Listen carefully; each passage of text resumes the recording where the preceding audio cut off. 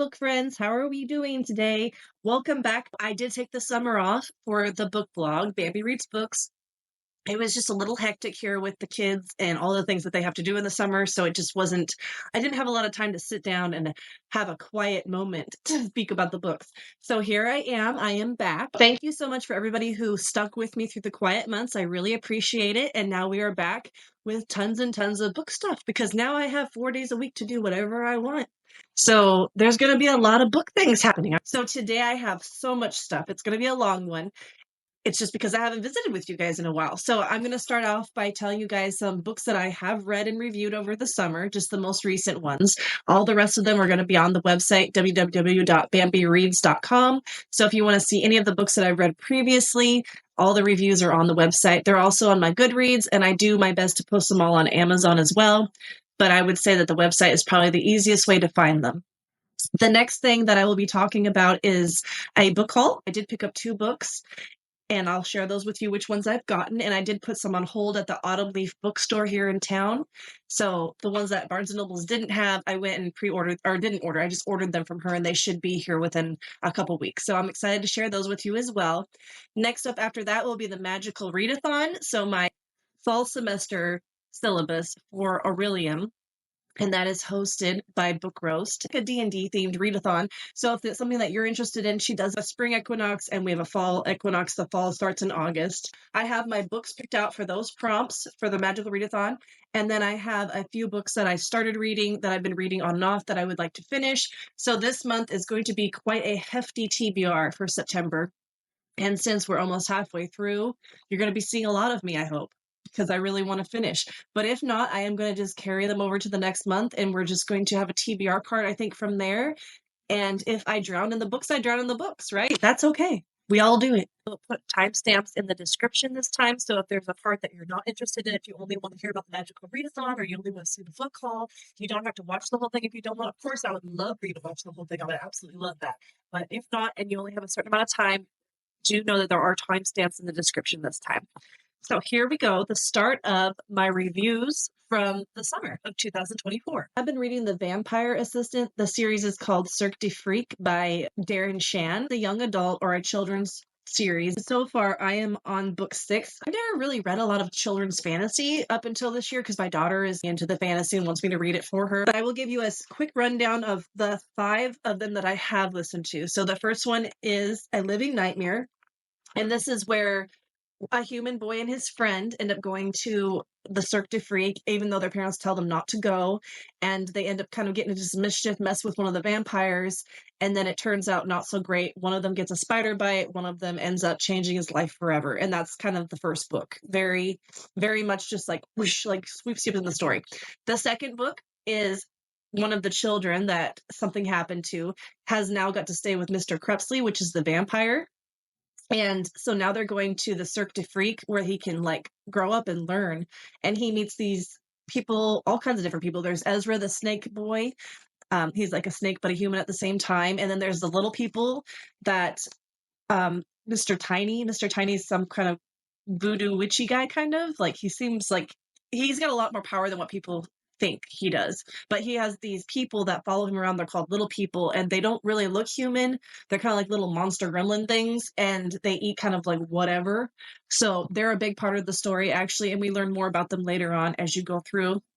The third book is more of you learn about the bad side of the vampires. There's the Vampanese, which are kind of more cruel and very like our typical vampires, like what we think of like they feed off of you and then like you're done, right? Kind of thing. And the vampires in this book are more like we just take what we need and leave, and only from willing people. So they end up giving you a look into like the Vampanese, their lifestyle, and the threats that they could pose to people. And then Darren Shan and the vampire, Mr. Crepsley, both end up having to confront Marlowe, I believe his name is, which is a Vampanese. So the book has its own little adventure for sure. Vampire Mountain, which is number 4. Then we're going to a hearing. It's kind of like a meeting of vampires where they meet the princes. Everybody kind of just checks in. All these things are going on. Well, Mr. Tiny has Mr. Crepsley and Darren Shan take 2 of the little people with them, and they have a message to the vampire prince about the Vampanese. So that's really fun, and you get to see, like, you get to hear about the Vampire Mountain and, like, where they all meet and, like, the different ways that, like, they set up plumbing, and it's just really interesting. Like, definitely, even the scenery in these books is very much descriptive to where you could picture it and get quite a sense of what's going on, including, like, what they're smelling, what they're hearing, what they're feeling. It's very descriptive in that way. And then after that, we're going on to the Trials of Death, and that is when the Darren Shan, he has to prove himself by going through certain trials, um, just like surviving certain things to prove that he's good enough to be a vampire, that they don't have to carry him, that he can carry his own weight. Even though he is not a full vampire, like they're still putting him through the trials. And then the next one is called The Vampire Prince. And I do believe either in the beginning of this one or the end of Trials of Death, there is a betrayal that happens. So kind of like, let's just say that somebody in power does something they shouldn't, and then somebody innocent who everybody trusts dies. And now there's a big war between the vampires and the vampanese. And we don't really know what's going to happen. I don't know what's going to happen. Somebody knows. I don't. And that is where I am right now. So I have actually stopped at Hunters of Dusk, and that is the audiobook that I'm listening to right now. And that's book 6 of The Cirque du Freak by Darren Shan. And I would really recommend it for anybody who loves fantasy, adventure, and for children too. I would say probably like 10 and up.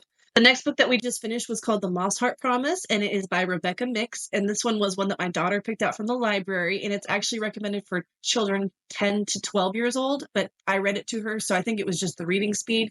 It was quite dark for a children's fantasy, but not in like a gruesome way. More like there is like a human sacrifice or a fairy sacrifice at the end, which was a little bit for a kid's book. And then there is like, it's so pretty much what the book is about is there are these fairies and a whole bunch of other creatures, like there's lizards, there's newts, there's pill bugs, and they are all in this terrarium. So, like a glass terrarium, like a sealed ecosystem.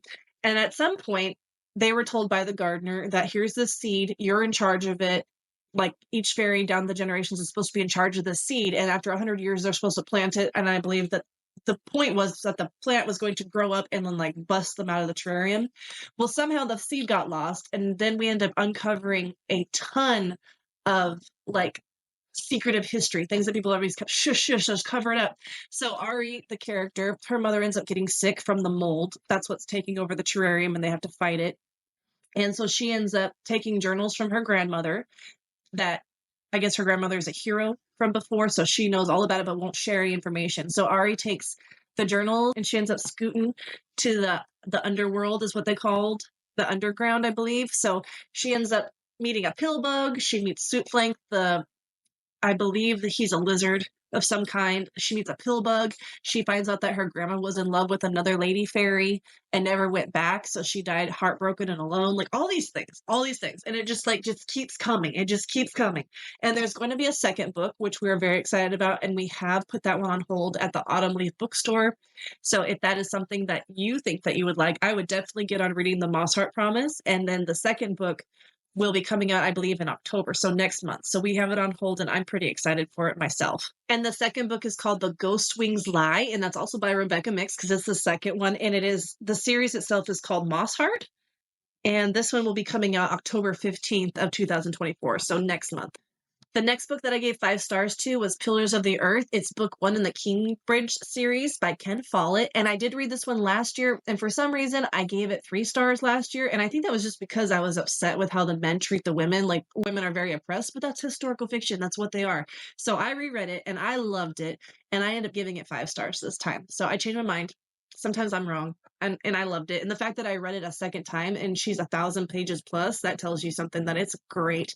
And then my partner and I, we went on Amazon Prime movie Prime, and they have Pillars of the Earth. There's a TV show that you can rent. So we rented the first season and watched it, and I'm holding off on watching the second season. It was really well done. A lot of meat from the book obviously gets left out because there's just so much detail. But I would have to say, like, it gives you the gist of it. Like, some things are very different, but I would say, like, if you're not into reading the 1,000-page book and you just want to enjoy the movie, I would definitely suggest watching the TV series. It's wonderful. I enjoyed it very much. There wasn't too much to complain about, I would say. There's just a few little things that changed. but not too much. So the next one will be The World Without End. That is the second one of the Kingsbridge series. And I don't know much about that one. I don't know what's going to happen. So far, I believe that we're 2 or 3 generations in on the family that's building the chapel. So we will see if the chapel building gets passed on to another family or if it continues on with the first family. So I'm very interested to see what happens, and like the progression of the people and the church and the monks and all of the things involved. I did notice a lot more political stuff. Maybe I just missed it in the book. I mean, I read it, but I don't remember there being such a heavy political, like the royals were not mentioned as much in the book as they were in the TV show. So I think that there's a lot more of that in the TV show than the book, but either way, like it was still very enjoyable and it still got the point across of what's going on in the story. So maybe it was just easier to tell it from that perspective for the film than it was for the book. But that was a big difference. But I did like them both, and I do think it's something I'm going to continue reading, and I will continue sharing with you. On the blog for Pillars of the Earth, I actually ended up like writing out my thoughts as I was reading it. So there's some parts where I'm just like, I can't believe he did that, or how dare he, like, I'm going to ruin a little bit for you, a little spoiler. There is a part where like he's married, something happens, and then he's like with somebody else, like less than 24 hours of like the end of her. And I was just like, like, and there's just a lot of things like that where I'm just like, dang, he moves on quick. Like, and there's just a lot of situations where the women in the story actually seem more independent and self-reliant than most of the men in the story. Like the women could go off and live in the woods and the forest, but the men are choosing to stay in town to be builders and deal with all the politics that come with the church. So it'd be interesting to see if that continues or if it changes at all. I have a lot of thoughts on that one. So Pillars of the Earth by Ken Follett. Good series. We'll be continuing. Book 1 was great. Gave it 5 stars. The last book review that I have for this video is The 19th Wife, and that one is by David Ebershoff, and it is a historical fictional story, and it is based on the true life of Anna Elise Young. The novel intertwines a historical narrative with a modern-day murder twist. So it's about a polygamous family, and this man he says 19 wives, but everybody suspects he has more. It's kind of like he kind of has like a problem where like he impulsively collects these wives, and it's very interesting. And it's almost like in this particular case of the 19th wife, he will not let her say no. Like she's going to marry him, he's going to do what he has to do to get her to marry him. And it's kind of like a history of like the dark side of polygamy, and they call themselves the Firsts, which I'm not very familiar with Seventh-day Adventists or Mormonism too much, but I do know that most religions, I do believe, did start with polygamy back in the day. Even Christianity, there's polygamy mentioned in the Bible, right? So not to get too religious or political, but that is mainly what the book's about. It's about the life of a polygamous man who has so many wives, 19, but then they actually think that maybe he had more, close to like 50 or so, but nobody really knows.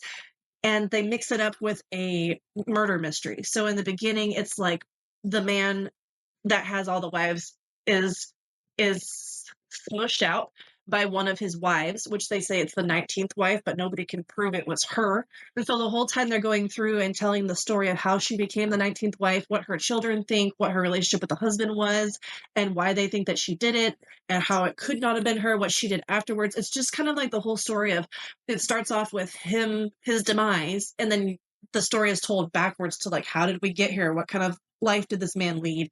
And it's very dark for sure. Like, I'm just like, dang. And it's kind of infuriating to think that somebody has that much power over that many people that she really couldn't say no to him.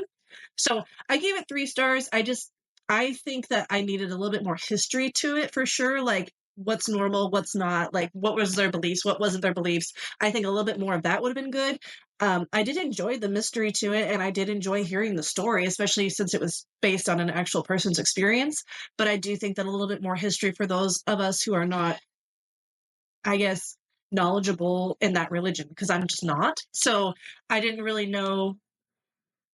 There was parts of it that I wasn't quite getting. So to me, it kind of just felt culty. It felt like a cult. Like he slapped the label religion on it, but made it a cult for sure. And this woman just wanted out. And it's when you start hearing about all the things he did, it's like, that's even polygamous people. I don't think people that practice polygamy, I don't think that they would be like, he did it the right way. I think that we all agree that he was a little bit neurotic and people were a bit like possessions for him. So it is a good story. It's very history packed. It's very intense. Like I definitely took breaks and had to read it in chunks, but I would recommend it if you are interested in history with polygamy, murder mystery, or just historical fiction in general. It is called The 19th Wife, and it is by David Ebershoff. I took myself to Barnes and Nobles because I had some time this morning by myself, which never happens. So this is new for me. I did pick up 2 books at Barnes and Nobles. Are you ready for them? Are you ready? These are both authors I have not read before. This is not Barnes and Noble's fault.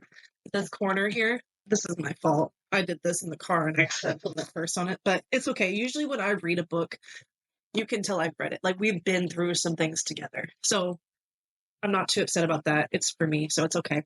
Haunting Adeline, because so many people have been talking about it, and people say it is toxic. It is a terrible story, but they can't get enough. And I don't generally like toxic things in the books, but honestly, I'm going to give her a shot and see, because sometimes things that are okay in books are not okay in real life, but I like them in the books. It says it's a cat and mouse duet.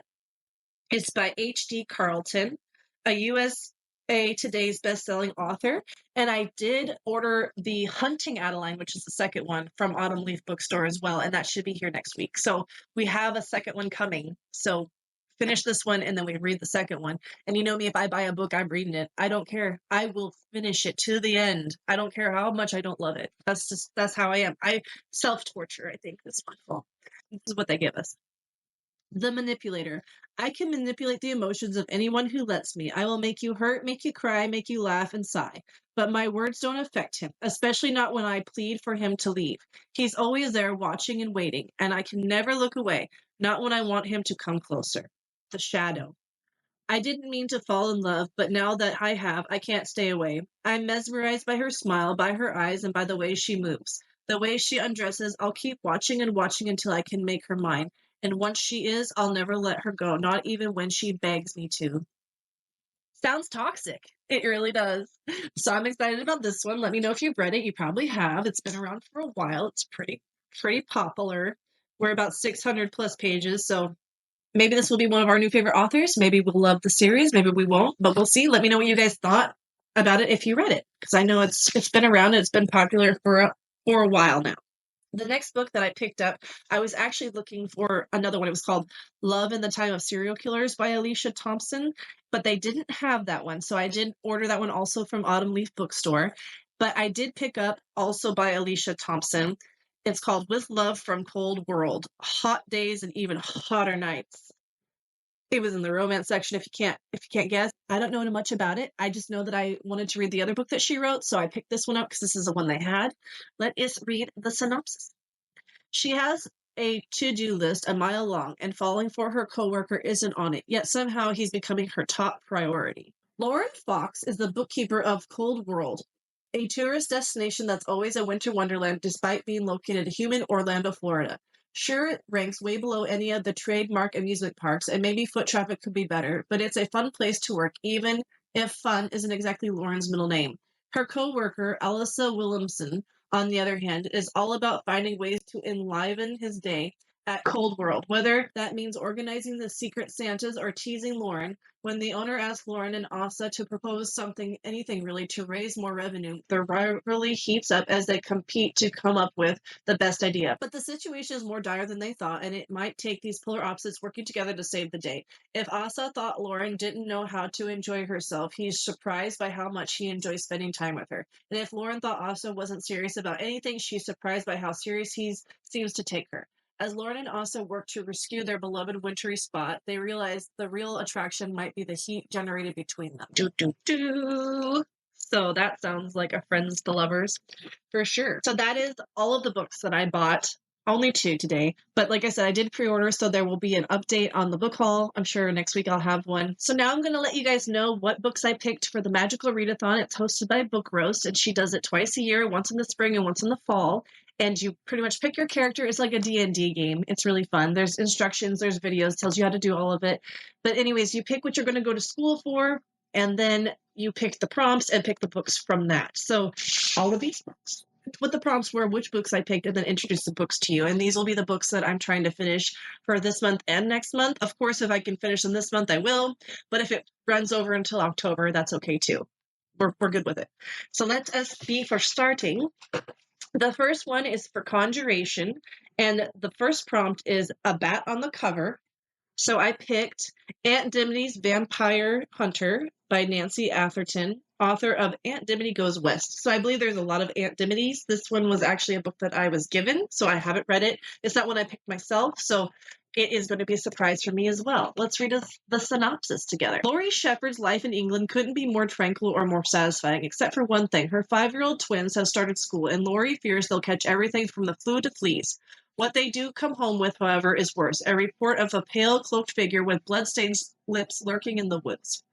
Have Will and Rob had a close encounter with a vampire? Laurie is skeptical at first, but soon grows concerned enough to consult with her late but not entirely departed Aunt Dimity and her dear friend Kit Smith. The hunt leads Laurie to the campsite of Leo, a charming vagabond just returned to England after 40 years of self-imposed exile. At the Hilltop Farm, where the bitter old crone Lizzie Black tells blood-curdling tales about a family Laurie's never met, the Dulcarls in the Aldercott Hall. Could Lizzie's tales be true? Are the Dulcarls the direct descendants of the most famous vampire of them all, Count Dracula? With Kit's help and Aunt Dimity, Laurie discovers the twisted family secret concealed in Aldercott Hall. Underneath the truth about the mysterious murder that took place there 40 years ago and shocks everyone, including herself, by revealing the true identity of the twins' vampire. With its placid English countryside setting, delightful, eccentric characters, and light-hearted charm, Atherton's newest novel will enchant cozy mystery aficionados and the many loyal readers of Aunt Dimity's series. Really don't know what to think of it going into it, but vampires are always good. The second prompt for Conjuration was an award-winning book. So this one has a Penn Hemingway Award winner right there. And this one is called Eileen by Otessa Mospe. And here's the synopsis. The Christmas season offers little cheer for Eileen Dunlop, a young woman trapped between her role as her alcoholic father's caregiver in a home whose squalid is the talk of the neighborhood, and her day job as a secretary at the boys' prison, filled with its own quotidian horrors. Consumed by resentment and self-loathing, Eileen dreams of escaping to the big city. In the meantime, she fills her nights and weekends with shoplifting, stalking a buff prison guard named Randy, and cleaning up her increasingly deranged father's messes. When the bright, beautiful, and cheery Rebecca St. John arrives on the scene as the prisoner's new counselor, Eileen is enchanted and proves unable to resist what appears at first to be a miraculous budding friendship. In a Hitchcockian twist, her affection for Rebecca ultimately pulls her into complicity in a crime that surpasses her wildest imagination. Played out against the snowy landscape of coastal New England, young Eileen's story is told from the gimlet-eyed perspective of the now much older narrator. Creepy, mesmerizing, and sublimely funny in the tradition of Shirley Jackson and early Vladimir Nabokov, this powerful debut novel introduces one of the most original new voices in contemporary literature. So this is Eileen by Otessa Mospe. I might be saying that wrong. Mospe. I'm sure I got it perfectly right.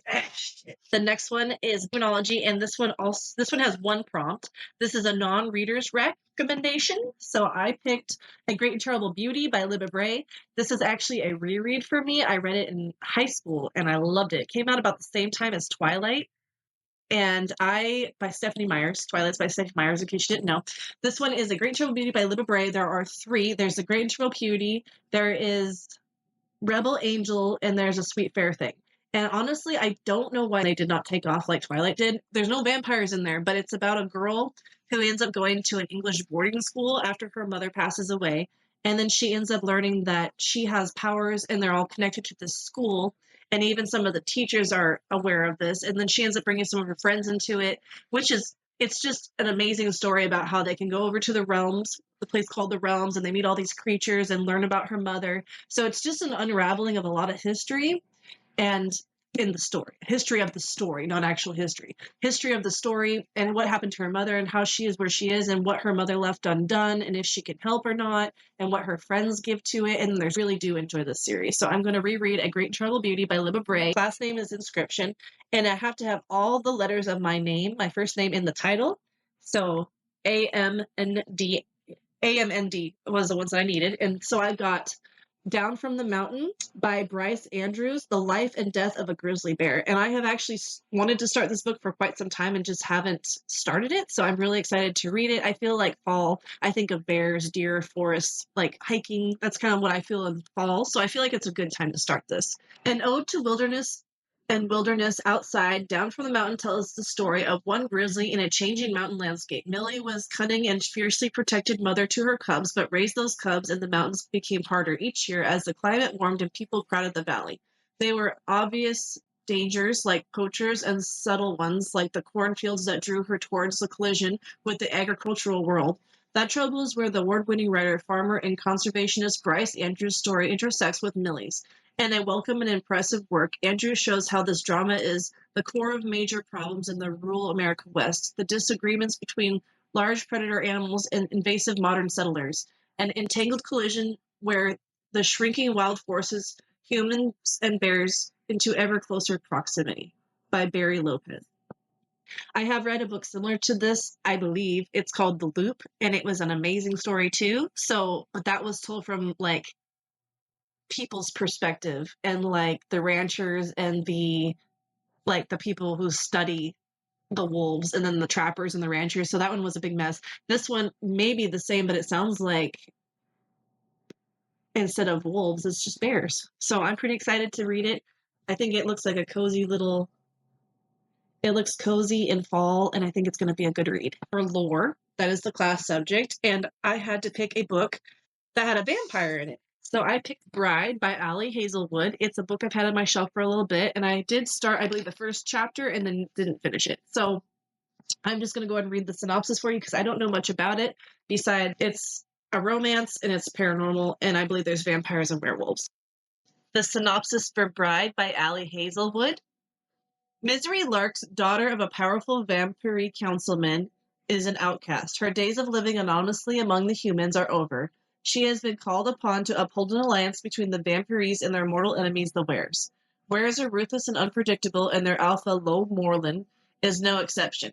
He rules his pack with absolute authority, but not without justice or feeling.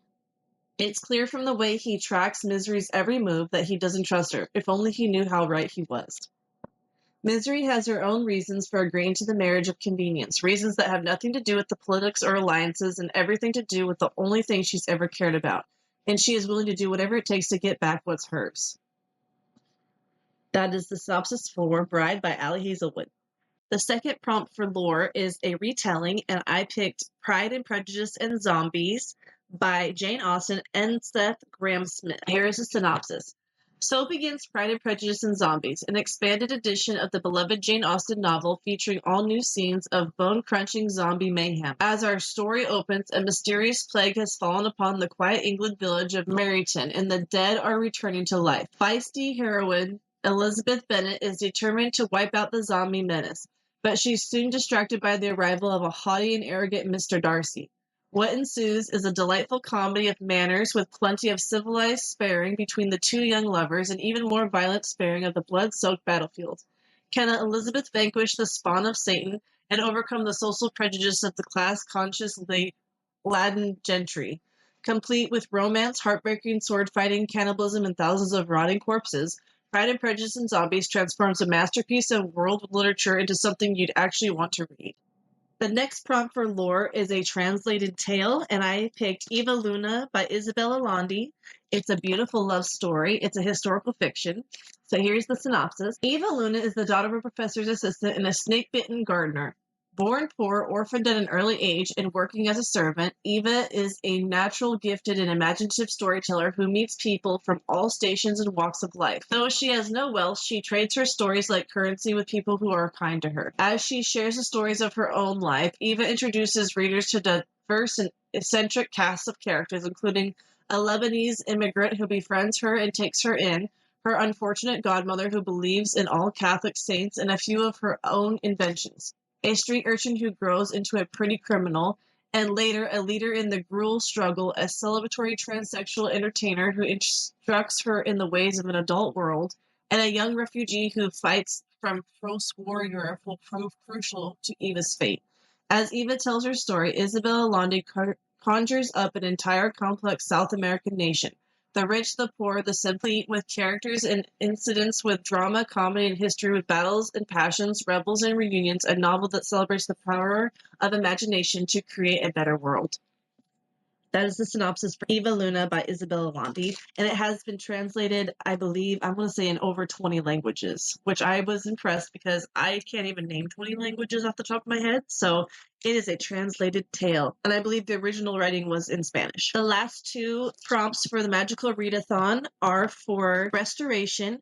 The first one is A Night Sky on the cover, and we have Under Eastern Stars by Linda Shakeen, and here's the synopsis. Descent among the powerful Kendall dynasty and threatening to erupt over Coral Kendall's determination to begin a school for Indians' forgotten children, the Untouchables. Lurking ominously in the background is Sir Hugo Roxbury, the influential and unrelenting ambassador of the East India Company, who is just as determined Coral not succeed. Two very different men wait in the shadows, the adventurous Major Jace Buckley, whose knowledge of India's dark underworld could be the key to finding Coral's adopted son, and the handsome Dr. Ethan Boswell, who has offered Coral a safe and secure escape from the turmoil of her heart. Coral must choose whom to trust, and the decision will determine the course of her future. This is actually a sequel, it says, to Silk. And I did not know, but I am going to try and read it and see if it's a good standalone, because I only have this one. So this is Under Eastern Stars by Linda Chinkin. The last prompt, it is to pick a book that has a poisonous plant on the cover or in the title. So this is a murder mystery, so I believe it counts. And it is Susan Winton Albert's Wormwood. Here's the synopsis. China isn't anxious to leave her herb shop in Texas Hill Country for 2 weeks, but her friends and family are urging her to get some rest, and a historic Shaker village in Kentucky seemed the ideal place for it. At Mount Zion, China can assist her friend Martha with some herbal workshops while absorbing the beautiful surroundings and learning about the intriguing Shaker culture, which has dwindled to nearly non-existent thanks in part to the policies of strict celibacy. The Shakespeares were famous for their furniture and their peaceful ways, but China is more compelled by their tradition in growing and gathering medical herbs that they sold widely to the doctors of the time. The image of the long-lost Shaker community seems at first like the Garden of Eden. An apt comparison, perhaps, for the old journal of the believers reveal plenty of disobedience. As it turns out, the restored modern version of the village strives to become a popular tourist attraction. It is plagued with misfortune and strife as well. Some of it likely results in sabotage. Martha, a member of Mount Zion's board and a relative to a Shaker who left the fold long ago, is hoping China can get to the bottom of it. However, much like the Shaker history itself, the case appears simpler at first than it is. There is tension beyond serene exterior. After a shocking death occurs during her stay, China will plunge into the archives of another time to connect the sins and past with a modern-day murder. However, much like the Shaker history itself, the case appears simpler at first than it is. There is tension behind the serene exterior, and after a shocking death occurs during her stay, China will plunge into the archives of another time to connect the sins of the past with modern-day murder. And that is the last one for the Magical Readathon prompt for fall. It is Susan Winton Albert's The Wormwood. So my TBR that's been in progress, that's left over from the summer, that is what we're going to go over now. So the first one is The Demon King and I. It's definitely an adult book, this one here. The four Carther sisters are heiresses with privilege, wealth, beauty, and brains, but these party girls have something extra as well. As the guardian key possessors of an ancient family secret, they also hold the fate of the world in their hands between cocktails. Gallery owner Jillian Carthers is a sensation in the art world, in this world, that is. In her other world, she's called an assassin, a real knockout with an affinity for snuffing out dimension jumpers who foul up her personal space. She never expected to join forces with one, but when a plague of murderous demons plunges the earth into darkness, she has no choice but to get a little help from a being who knows his Stareth, the Demon King, isn't quite the scaly thing she'd expected. In fact, he's kind of hot and a bit of an enigma. If his strange past is an indication in solving that riddle, as well as finding the cause for the sudden influx of mystical creatures on Earth, Jillian may just have to work more closely with Aerith than she'd anticipated. And somewhere between the light and darkness, they might discover they have more in common than they imagined. Praise for the novel of Candace Hayden. My kids' bedtime book for the month is The Miraculous Journey of Edward Tulane by Kate DeCamilla. It's a Chinese rabbit who's very well loved by a little girl. He has his own little wardrobe. She gives him a pocket watch, and they're going on a vacation. So we will see what happens to the little Chinese rabbit. He doesn't move. He just watches. So far, we're on chapter 5, and we've just been reading about pretty much the description of the rabbit and the little girl that loves him so much and all of his clothes. And that's all we know so far. This one is That Time I Got Drunk and Saved a Demon by Kimberly Lemming. And this one is about a human who finds a demon when she's drunk and saves him. And then he's like, hey, you know those temples that you guys think are like so important and like you worship them? He goes, that's actually not true. And let me show you. And then they go and like they destroy the mirage kind of thing, take it down, destroy the temple. And then she's like, oh. And he's like, now come with me. We're going to do that to all the other temples. And she's like, oh, great. And then it turns into a romance. So definitely it's very quick paced.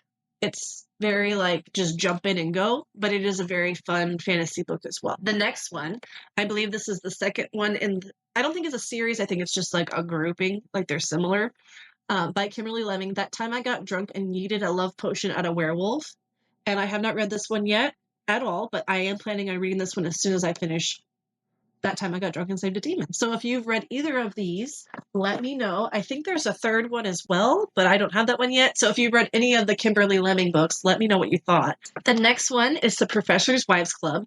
They rally up to save this park from becoming a parking lot. So it's just the story of each woman, her life with her husband at the university, and we're going to find out how they all end up wrapping up their stories and if they end up staying or they don't, if we keep the park or if it gets turned into a parking lot. So it's a very modern day, like realistic drama. Like these are realistic things that could happen. By Joanne Rendon. Next bedtime story for my kids is Fablehaven by Brandon Mull. This is book 1 of 5 in the series. For centuries, mystical creatures were gathered into a hidden refuge called Fablehaven to prevent their extinction. The sanctuary is one of the last strongholds of true magic. Enchanting, absolutely exciting, you bet. Safe? Well, actually quite the opposite.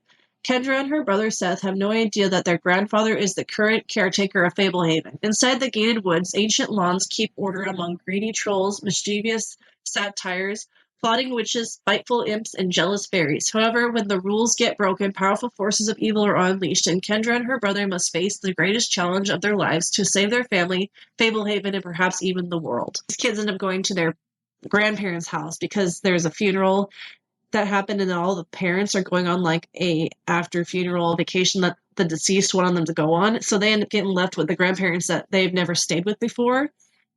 And I have not gotten to the part where they're figuring out there's mystical creatures there. The next one is Swimming with Crocodiles, A True Story of Adventure and Survival by Will Chafee. I've read 2 chapters so far, and so far there's a man that's on a tour. He has a guide, and he decides to go see the beach. He's like, I'm going to go see the beach. And so he walks, and then when he comes to turn back, the whole path back to like the vehicle where the guide is flooded. He's like, oh gosh, do I stay or do I walk through? Hope I don't get eaten. That's as far as I've gotten. So let me read the synopsis for you. Will Chafee was just 18 when he went to Australia to work and travel around the country. There he met a fellow adventurer named Jeff, an enigmatic wanderer and expert on reptiles. With funding from Australian Geography magazine, the two devised a plan to explore the remote Prince Regent's River, Australia's Grand Canyon, in a trek so dangerous it had never been attempted before. They crossed the inland desert to reach the tropical Northwest coast, home of the saltwater crocodile, a predator descended virtually unchanged from the age of dinosaurs, and a confirmed man-eater. Recently, a young American woman visiting the coast had been taken by a crocodile exactly where the two expected to end their hike. But they learned that in the wild, the smallest miscalculation can lead to disaster. Passing through harsh, primitive country, shadowed by aborigines whose sacred sites they may have violated and physical worn down, they found themselves locked in a life and death struggle with their food ran out and unable to leave. They are stalked by a hungry crocodile. And the tradition of Into the Wild, Swimming with Crocodiles is the riveting story of a young man seeking his own truth and finding adventure within the awesome, unforgettable power of nature. Filled with fascinating details about Australia's strange and sometimes deadly wildlife, it is at once the affection account of a journey into adulthood and a hair-raising epic of survival. That is Swimming with Crocodiles by Will Chafee.